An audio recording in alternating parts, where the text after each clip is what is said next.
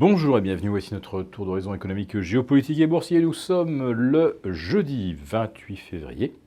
Et pour comprendre comment tourne la planète finance, c'est sur la bourse au quotidien et nulle part ailleurs. L'épisode du jour s'intitulera « Ça faisait 2 ans que les entreprises n'investissaient pas. Elles ont décidé de se racheter ». Avant d'évoquer les buybacks massifs, allez, 15 secondes de vanité personnelle. Rappelez-vous de la fin de notre chronique de mercredi, la chronique de la veille.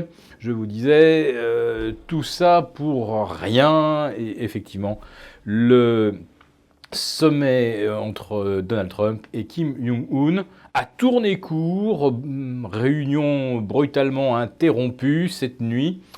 Monsieur Trump ne comprend pas pourquoi la Corée du Nord ne veut pas dénucléariser et demande en revanche que les États-Unis cessent de menacer la Corée du Nord avec tout son arsenal nucléaire.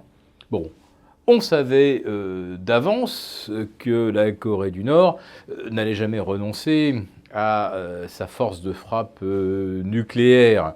Mais on se disait que peut-être on trouverait quand même un accord, une sorte de feuille de route, chacun tentant de se ménager un petit succès en disant qu'on a bien avancé. On n'a absolument pas avancé du tout. Alors, Monsieur Trump nous sort « Oui, mais bon, après tout, on n'est pas si pressé que ça de réussir ».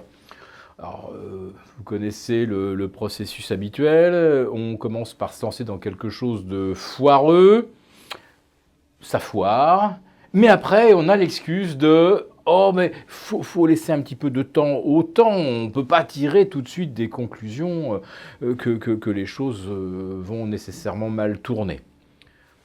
Je ne sais pas s'il y aura une troisième rencontre entre Kim Jong-un ou Donald Trump, mais comme on dit, jamais 2 sans 3. Et je pense qu'au niveau des échecs, ça sera également jamais 2 sans 3. Alors pour illustrer le titre de notre chronique, les entreprises n'investissaient pas, mais elles ont décidé de se racheter. Évidemment, je ne vous parle pas de ce genre de rachat qui fait pardonner beaucoup de choses, non. Ça fait 2 ans que les entreprises américaines encaissent des milliards de dollars d'économies d'impôts grâce aux tax reform de Trump.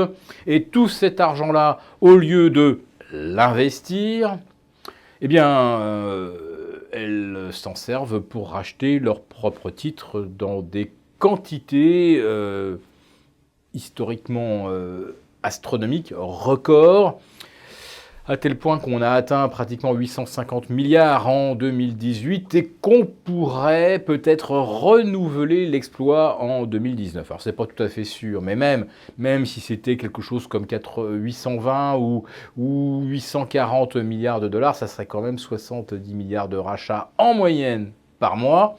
Achats qui s'accélèrent à chaque fois que les marchés consolident. Et c'est ce qui s'est produit donc fin 2018. Et là, d'un seul coup, les marchés s'effondrent. Alors là, on ne rachète plus rien du tout. Surtout, attention, oulala, ça baisse. Et puis, d'un seul coup, quand on voit que la baisse est terminée, alors là, hop, on se met à racheter de façon totalement moutonnière d'ailleurs. Et puis derrière, tout le monde vient compléter son portefeuille, puisque avec les gestions quantitatives, on n'a pas le choix. Même si on n'a pas tellement envie de jouer un rallye haussier dont on ne comprend pas très bien par quoi il est justifié, on y est contraint par la nécessité, l'impératif catégorique de répliquer l'indice sous-jacent. Alors ça peut être évidemment un grand indice comme le S&P, le CAC, le DAX. Ça peut aussi être un indice sectoriel si on a quelque part isolé une potentialité. Alors hier, qu'est-ce qu'on a vu justement au niveau sectoriel? On a vu que les investisseurs s'intéressaient de nouveau aux banques. Alors ça peut être ou tout bon, ou tout mauvais. Peut-être tout bon parce que le marché se serait trouvé un relais de hausse, peut-être que les baisses de taux sont terminées, peut-être qu'on va vers davantage de spread entre le court et le moyen long terme. Ça, c'est la vision optimiste qui redonnerait aux banques des marges. Ou alors, on vient acheter des banques parce qu'on a acheté tout le reste et qu'à la fin d'un rallye haussier dont personne véritablement ne veut participer, eh ben on finit par acheter ce qui n'a pas encore monté, ce qui paraît pas cher.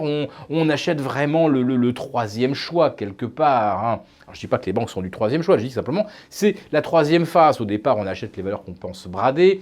Ensuite, on achète celles dont on pense que les perspectives sont bonnes, et puis à la fin on se dit peut-être que avec un petit miracle et sur un malentendu, on pourrait avoir une hausse sectorielle à moyen terme. Voilà. Donc je ne crois pas du tout à la possibilité de voir le CAC aller au-delà des 5250, ni voir le S&P franchir les 2800. Tout simplement parce qu'à 2800, le S&P affiche 10% de hausse depuis le 1er février.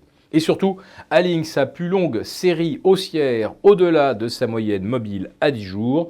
On en est à 36 séances.